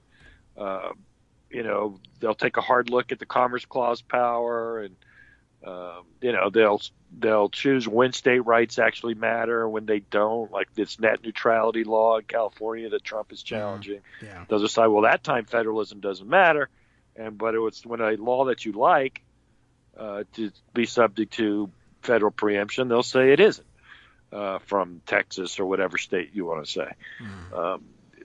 That's your choice. It's that stark. I mean, people won't see it, and maybe Roberts will hide it and this and that, but when the chips are down, look what happened in this North Dakota case, by the way. Yes. And I know it was 6-2 because Breyer and Kagan are trying to woo Roberts in the long run over the next few years. That's why they didn't vote, in my opinion. The North Dakota voter ID law is absolutely targeted at Native Americans in North Dakota because they vote overwhelmingly Democratic. The district court found it as such. The Eighth Circuit issued a stay of it as well, and the Supreme Court, by 6-2, vacated the stay. Now, there is a principle that this close to the election, you don't change the rules. The Supreme Court just changed the rule for a voting rule in North Dakota. And they did it because it favors the Republican candidate for Senate over the Democratic candidate. That's what happened. Don't kid yourself. That's exactly what happened. There's no putting a nice picture on it. If you read the dissents, it's very clear. And you know what? I'm not saying the Democrats' votes weren't motivated as well by political thinking. Mm-hmm. But they have 5 votes now. What are you going to do? There's nothing to do. Well, there is. You have to decide that you're going to use the power granted by the Constitution to the Congress and the President of the United States for determining how many justices sit on the Supreme Court. Well, that's true. And I guess the big difference here between the proposals like in the Vox article and proposals like yours, the Vox guys think they're proposing permanent solutions to that will themselves restore legitimacy to the court. And your court packing solution, if there's no response from Republicans, though, then yes, I guess it does somehow restore legitimacy. Well, let's assume there is a response. But if there is, your point is you're saying it doesn't have to be a permanent. It's not proposed as a permanent solution to restoring legitimacy. That versus right. This is to provoke a crisis. An inappropriate phrase. It's a solution to get people to actually try to figure out a true reinstitutionalization and legitimization of the Supreme Court. Because there's 2 ways that the Supreme Court will be legitimate now. Democrats agree that, Mitch McConnell got away with it, and there's nothing we can do. That's one choice. In which case you're fine, and then in 40 years, maybe the members of the court turn over and things change. Who knows? Yeah. Or you do something now to force a real reform. At the very least, I would say this. At the very least, you have to think about it and even talk about it, because if you want to impact someone like John Roberts, in theory, to be less egregious, if you think Brett Kavanaugh is capable of being less egregious, Gorsuch isn't. Thomas, Alito, and Gorsuch will be the most extreme. They'll do whatever. They don't care. Don't even think for a second that so you're talking about Roberts. I guess hypothetically you're talking about Kavanaugh, though I doubt it. And how do you impact his behavior? Do you think, and there's a lot of debate about this, and I've argued with Bill Scher about this, that FDR's court packing plan impacted the Supreme Court in the 30s because they thought that there was a real challenge to their legitimacy and they had to give way to FDR's political power. Mm-hmm. And some people say, well, they didn't even know about the court packing plan when Roberts switched his vote. And I'd say that's pretty naive, because just because Franklin Delano Roosevelt didn't have a big press conference announcing his plan doesn't mean he wasn't telling people about it. Mm-hmm. And personally, I think he probably made sure people on the court knew that he was thinking about this. And I absolutely do think it impacted votes. Yeah, very likely. I would say that that's true. The same. I was going to say that you can't really judge it by modern standards, that it only is known if it's announced in a press conference. But that's not even true now. That's not even true now, and it was much less true then. Yeah. Okay. I think there's that aspect of talking about packing the court, because you want to discipline Roberts into not forcing our hand. That's true. Same play. So it's not unlike what I believe happened with FDR, which is that he indeed made it known privately, and people found out about it on the court, Owen Roberts in particular is the first vote that really switched. Because, you look at the cases pre-1937, just a year before, and the dissent say it. How can you decide this case this way? Just last year, you decided it the other way. Yeah. And they were absolutely right. They're absolutely right, the dissents. Oh, my. Okay. We need to get you a cough button. Sorry. But, okay. I mean, so you can say, well, what motivated Owen Roberts to switch his vote? He just got smart, or did something else happen? I think the more logical conclusion is that he knew something else was going on, and in fact, because of this switch in the votes, that the court packing plan failed. FDR was met with resistance. People were thinking, this is my view of it. Look, the court already backed down. There's no reason to do this. Yeah. Yep. Well, that's the way I've always read it. But by the way, I guess breaking news from the totally legitimate Senate Judiciary Committee. The Judiciary Committee has just approved for floor action the nomination of 8th Circuit nominee Jonathan Kobe's by a vote along party lines of 11-10.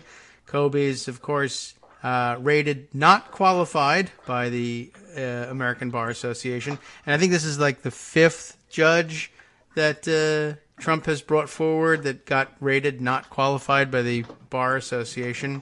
I don't know if they all made it or not, but and if you're looking for legitimacy or worried about undermining legitimacy of the federal courts as a whole in some way, you're too late. I can't help you. So that's news. Let me put this one aside so I can share that with everybody later on. When Stephen Miller goes on one of the circuit courts, that'll be the fun day. Yeah, and Ivanka when she's on the Supreme Court as well. After she's done being UN ambassador and Chief Justice at the same time. I don't see why not. The law, now, Trump was aware of the nepotism laws, but the nepotism laws don't say that your relatives can't hold 2 federal jobs at once. It just says they can't hold 1. Exactly. It just needs to go up. Just go up 1 number. That's right. Just like the number of factories that U.S. Steel is opening. Today there's X plus 1. There's another one. So... well, we'll see. And now another objection, of course, from Michael, and it's a true one. And this is all at risk here. Ignoring the Supreme Court is the ultimate blowing up the system. Why would this stop with new rulings? Why don't you start ignoring past rulings that you don't like too? Maybe the South wants segregation back. Maybe the North wants total ban on all guns. I think you're okay with that one. And that's true, and so is what we're doing now. It's just a matter of one side saying, we'll just put any hack willing to say that whatever stupid crap we come up with late at night over pizza and beers is the supreme law of the land. And the other side, for fear of blowing up the system, which has already been blown up, will sit by idly and take it. It's a prisoner's dilemma. This is not anything new, but the question is, are you willing to live with a Republican partisan? Not just because there's 5 Republicans on the court. It's because these 5 Republicans will vote the Republican Party interest, not just ideologically, but in just strict, naked partisanship terms. I've just told you about what happened in North Dakota. Yes, right. The voting restrictions. I think that'll be every decision. Every decision where there is a win or a lose. The Voting Rights Act is dead. Yes. It's dead. John Roberts killed it in Shelby County, and we're pretending that's okay. Because racism is over. No, because they're not going to change voting. And of course, since that decision, restrictions on voting in previously pre-clearance states has been just going on and on. Yeah. Well, the North Dakota one is very egregious, and Joan mentioned it yesterday, just, in case anyone needs a recap of what the actual restriction was. the voter ID law that says basically your voter ID is only valid if it lists a physical street address for you, which, yeah, I guess, if you're not thinking about it, and that's the claim. Oh, well, we're just, just making it work the way it works for everyday normal folks, except it really doesn't, even in other parts of a rural state like North Dakota. But the idea here is what they've been aiming at with their voter restriction laws is trying to find a way to get the same effect without saying, although I guess they can just chuck this restriction out the window too, without saying, look, we don't want Native Americans to vote. They vote for Democrats, and so therefore Native Americans no longer allowed to vote, which they could do too, by the way. I mean, I guess if they have we keep saying you can't do that. Well, they can do that. Again, we've explained this 100 times already. 5 Supreme Court justices say, I'm not ashamed of that, or I don't care. All right, now Native Americans can't vote. The end. And that's outrageous. It violates every principle. Appeal. There's no appeal. Sorry, you're stuck with it. Well, we'll pass a law. Yeah, well, we'll strike it down as unconstitutional. Look, there's no Native Americans allowed to vote. They've been trying to get clever, and all these things. Voter ID laws as a whole have all been aimed at what can we do? What kind of neutral-looking restriction can we come up with that doesn't say black people or Native Americans in it that will have the same effect? I know you're not allowed to vote if your ID doesn't say a street address and lists only a post office box, and that's essentially pretty much everyone who lives in reservations in North Dakota. That's just the way they're built, I guess. And this they have no problem with now. This is I don't know. I mean, I don't know how else to explain it. They've been sneaking around trying to do these things covertly only because they didn't have enough votes to not care about doing it overtly. And now they do. And they'll just begin doing things that way. And is that not, how is that different, for instance, from the ultimate blowing up of the system? Why stop with new rulings? Why not start ignoring past rulings you don't like to? Well, like the Voting Rights Act. Let's not like that. And just say you don't have to obey that anymore. And that's the upshot of the decision. And so they don't. And tomorrow it very well may be. You know what? If you don't like anti-segregation rulings, you don't have to obey those either. It's just a question of how shameless are our 5, or do we have 6 in case somebody gets embarrassed? It's the same thing, isn't it? Versus ignoring their rulings. Instead, we just back it up a step, and the Supreme Court ignores the rulings of previous Supreme Courts or the will of Congress and says, no, discrimination's okay. And it's not discrimination either. It's awesomeness. That's what we'll call it. So, I don't know. It doesn't appear to me that there's any avoidance of the destruction of the system. As a matter of fact, I mean, I guess if we want to approach it from a slightly different angle to make that point, Jim Manley, the former, was he chief of staff to Harry Reid or just one of his high-ranking aides? But he's a Twitter favorite of mine, and he's got a piece now in the Daily Beast. Mitch McConnell is going to kill the United States Senate. And he doesn't add this, but probably dismember it with a bone saw as well. The truth is, he doesn't care so long as he gets his judges, or really anything else that he wants. And he, puts it this way: after a series of gut-wrenching moments, intense and emotional exchanges, and by far the weirdest hearing I've ever seen on Capitol Hill, Brett Kavanaugh was confirmed as the newest justice of the Supreme Court. Only that wasn't the end of the matter. Kavanaugh then went on to the White House to partake in a fake swearing-in ceremony that, because Donald Trump has to be Donald Trump, had all the hallmarks of a political rally. Sitting in the front row of that ceremony, taking it all in, was Senate Majority Leader Mitch McConnell, which was appropriate since all of this, the weird hearing, the subtle dismissal of victims of sexual assault, subtle, I don't think so, the secrecy around the nominee's record was his doing. He is the maestro of moving judicial nominees through the Senate, and Kavanaugh was a prime testament to McConnell's ruthless, amoral pursuit of that singular mission. Maestro? Well, that's what he says. That's ridiculous. He had the votes. Yeah, it doesn't make it very difficult, but okay. I mean, give me the votes, I'd be the maestro. It's true. All you have to do is be shameless. For those who have been in the trenches fighting against McConnell, and he reminds you he's one of them, having served as former Senate Majority Leader Harry Reid's top communications hand, there's the answer.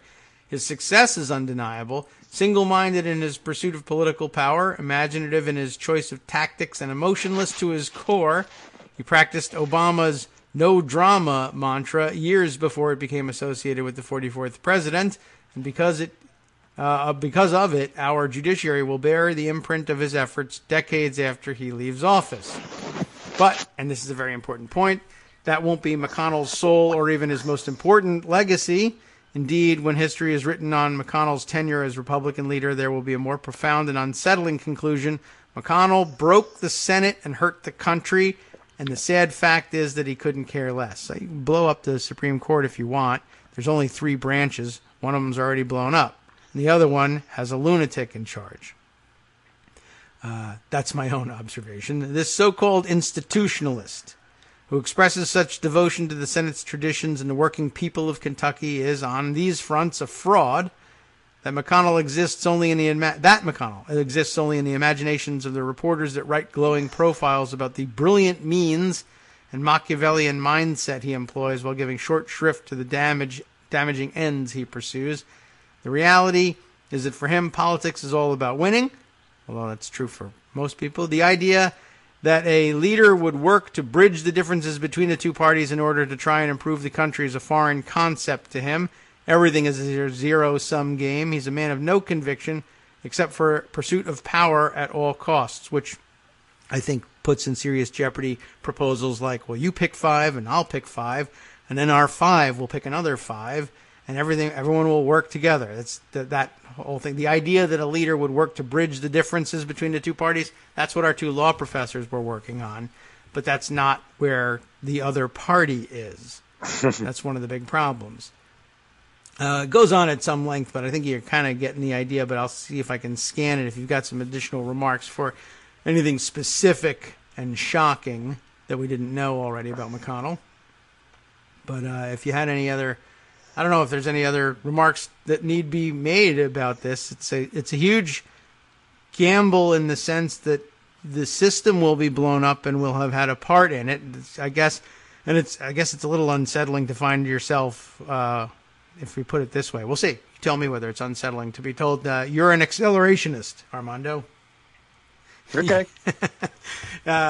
You joining the ranks of the Bernie Sanders fans who said, you know what, fine, we'll take Trump. That'll just hasten the revolution. Well, I guess you're doing the same thing in a way. Am I? I don't know. First of all, is Bernie for expanding the court? I don't know. Well, I don't know. That's a different... I'm just drawing a parallel here. The acceleration already happened. The question is, are you going to accept it or not?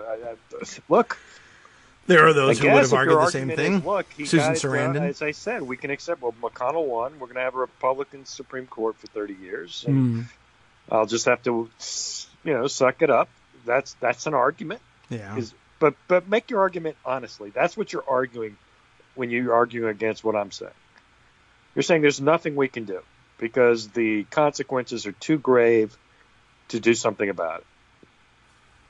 Yeah, all right. That's an argument. Yep. Maybe you're right, maybe you're wrong, but make that argument honestly. Because what else do you suggest? This article in Vox is not an alternative to what I'm saying. Mm-hmm. It isn't. It's silly to argue, well, look, I'm not like those crazy Armandos who want to pack the court. I want to do this. I want to add 100 justices. Yeah, that, yes. I do not accept that their solution is significantly different. All right. So, I mean, that's just gameplay. I mean, and McConnell doesn't care about your game. Right.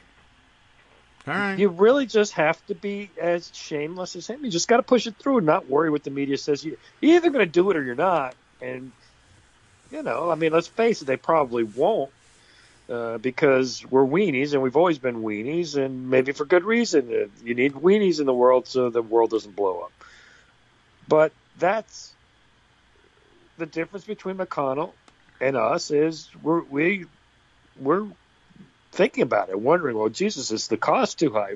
McConnell didn't give it a second thought. The day Scalia died, he said, I'm not letting Obama name Garland, period. Remember, the Garland choice was to make it palatable. Garland wasn't That's crazy true. liberal. He wasn't young. He was at 63 or something like that. Says, listen, he'll be on for 10, 15 years. Let's just get this done. And, this doesn't decide the future. Garland was that kind of pick. People forget that. He didn't pick Pam Garland or think of any. There aren't that many liberal firebrands anymore that we think of as core potential. But whoever the equivalent of Hugo Black after the Klan was, there's nobody that he picked like that. Right, and there were limited numbers of them even available. You say there's no liberal firebrands, and that's in part probably due to the fact that you were afraid to nominate them for forever because, we're trying to get reasonable moderates back. Right. We're going to do the right thing while they pack the court with not ideologues. qualified. Yes, right.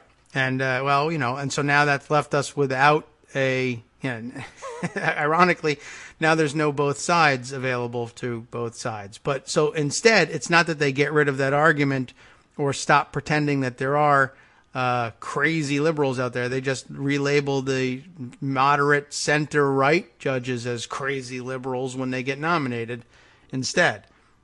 The formula works. It's just, but there's no crazy liberals to use it against. So what? Use it against the moderates. And they do.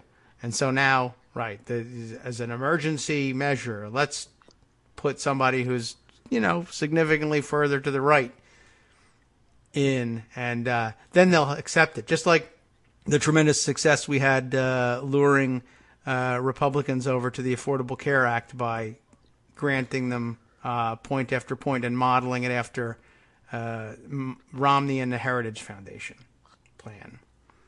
Look, Worked great. The difference between the two, the Democrats agreed to 60. They didn't even do the sidecar thing, which they could have done after the Affordable Care Act when they could have done the public option with 51 votes or 50 votes. McConnell ran through this tax cut, which, again, I still don't understand how it complied with the Byrd Rule. To this day, I do not understand what they're talking about. No. I mean, the whole it expires in 5 years thing still doesn't work. Have you seen the deficit, by the way? I've heard mentioned, yes. It's going to be $1 trillion. Yeah, that's okay. No one if you've heard it mentioned, that's a miracle because the press isn't paying attention to the deficit. Not much, no. So deficits only matter when Democrats are in charge. That is another manifestation of the same problem. Moderation only in a judge only matters if Democrats are in charge. American Bar Association qualification ratings.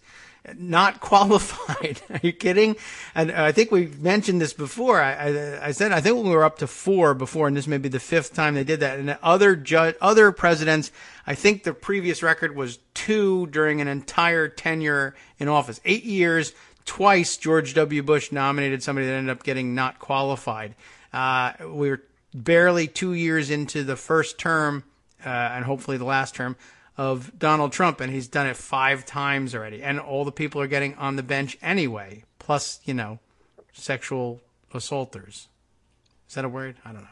Sexual predators. And watch out for if he's retiring or if he loses, lame duck appointments if the Republicans control the Senate at the very end. Yes, of course. And, the whole rule about, last year or an election year, et cetera, already out the window. And who did it? McConnell. Everybody all the Republicans on the Judiciary Committee said, well, it'll hurt to live by our own rule, but it's our rule, so I guess we will. And then, no, we won't.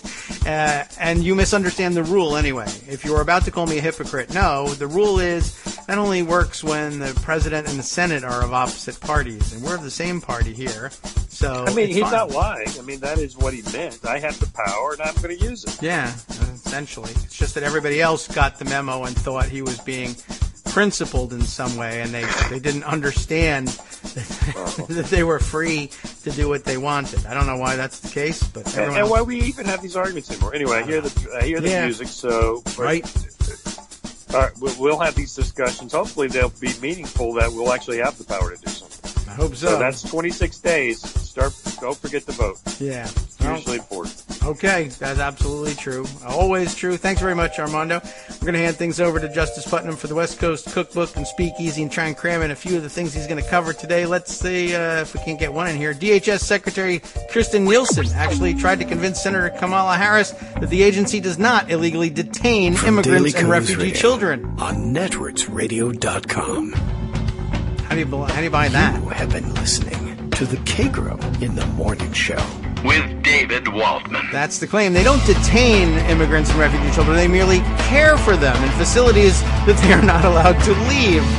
Wow. The Department of Veterans Affairs refuses to hand over documents to Congress that show undue influence Trump associates have over that agency's policy. White supremacist anti-immigrant posters are popping up in Queens and elsewhere, and so much more. Stay tuned.